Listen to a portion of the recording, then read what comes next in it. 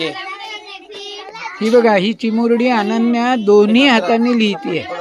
वरती बघा ना, संपूर्ण राहायचं ते. आले का बघ?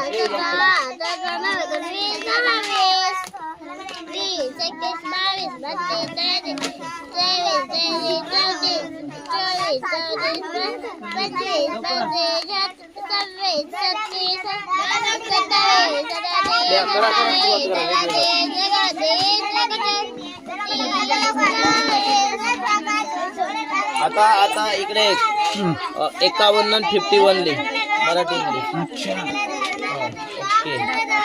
म्हणजे ऍट अ टाइम इंग्लिश आणि मराठी. जीकेच्या प्रश्नांची उत्तरं देते. तिच्या भारताच्या संविधानाचे आर्टिकल 100 कंप्लीट झालेत. काय सांगताय सर? कुठलंही 100 पर्यंत कलम 14